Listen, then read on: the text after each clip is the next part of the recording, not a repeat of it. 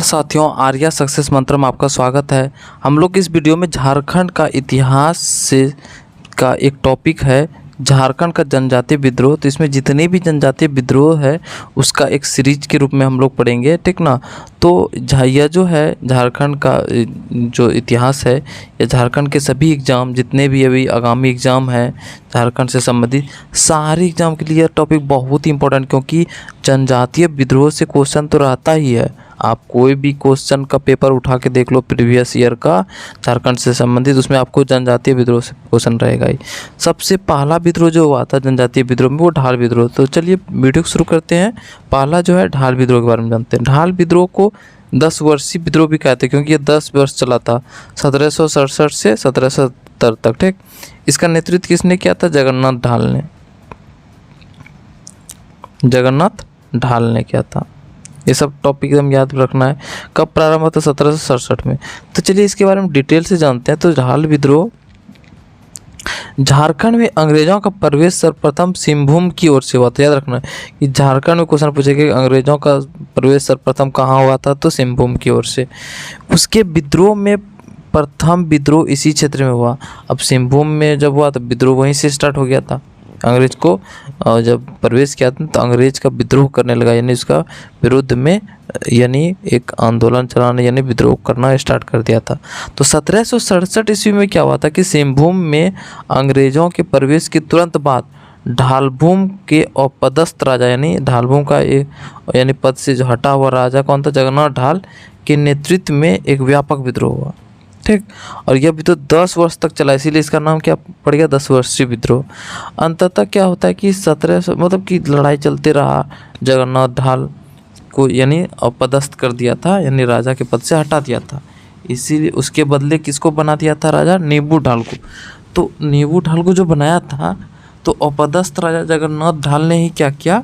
इसका विरुद्ध में विद्रोह कर दिया, व्यापक विद्रोह। और जितने भी जनता थे वहाँ के, तो उन लोगों ने भी क्या किया? जगन्नाथ ढाल का ही साथ दिया, ठीक। अब तब जब लास्ट में क्या 10 साल तक विद्रोह हुआ, तो 1770 में क्या हुआ?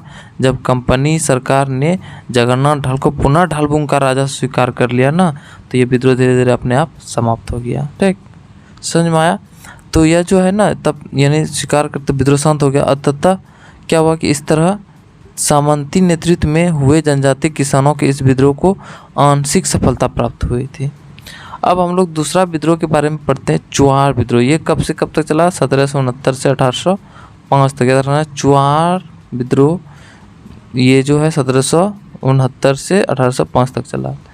तो बोला कि अंग्रेज अधिकारी जंगल महाल के भूमियों को बुआर या चौआड़ यानी दुर्वृत्त और नीच जाति, चौहान मतलब नीच जाति, उस टाइम में इधर ट्रीट करता था, ठीक ना, मानता था।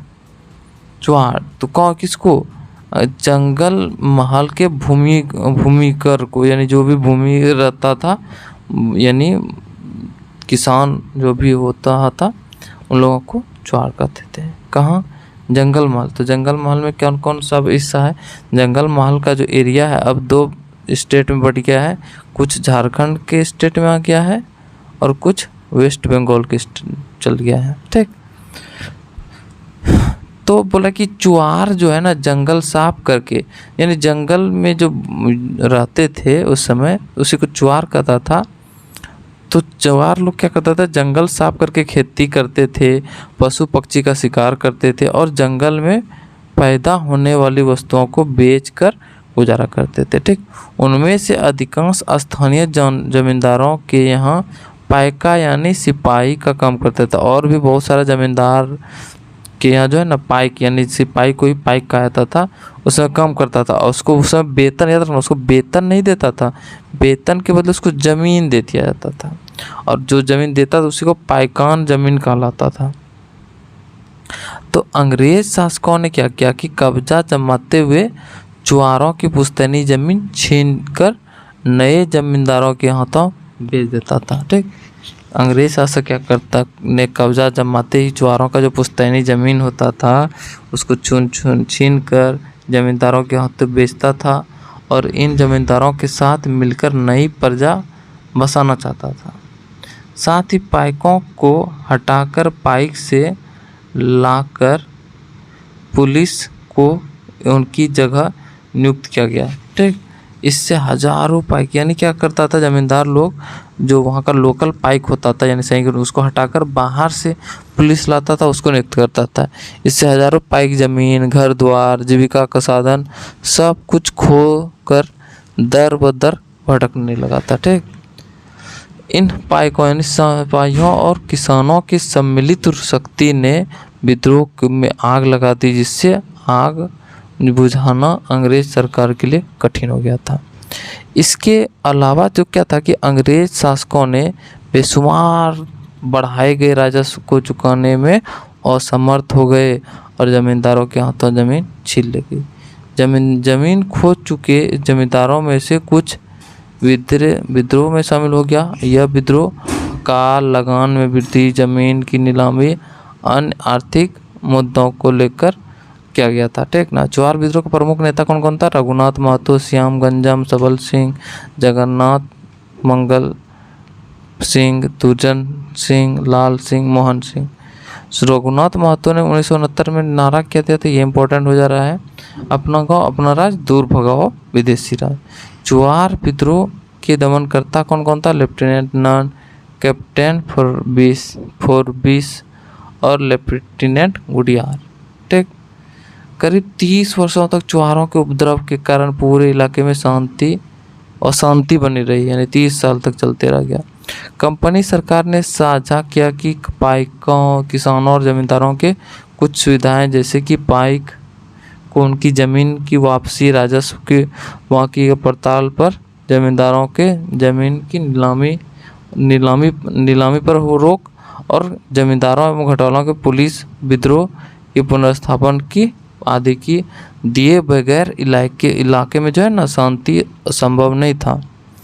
इसलिए क्या होता है कि 16 मार्च 1800 ईस्वी में प्रस्ताव के द्वारा जमींदारी घटवाली पुलिस व्यवस्था को पुनर्स्थापित किया जाता है और 13 सितंबर 1805 को इस व्यवस्था में कंपनी सरकार की स्वीकृति भी मिल गई। गैर आदिवासी दरोगाओं के स्थान पर स्थानीय लोगों को पुलिस अधिकारियों के रूप में नियुक्त किया जाने लगा। ऐसी स्थिति में सुधार की गई थी और जंगल महाल के जिला बनाए जाने के बाद 25 वर्षों के में यानी 1805 से 30 अपेक्षाकृत मानभूमि क्षेत्र शांति में स्थापित हो गया। अब हम लोग देखते हैं चेरो विद्रोह के बारे में। तो चेरो विद्रोह क्या कहता है कि चेरो विद्रोह 1770-71 में पलामू के राजा शासक चित्रजीत राय और उसके दीवान जयनाथ सिंह ने पलामू की गद्दी के दावेदार गोपाल राय की ओर से लड़ रहे अंग्रेजों के विरुद्ध एक विद्रोह किया, जिसको चेरो विद्रोह संज्ञा दिया था।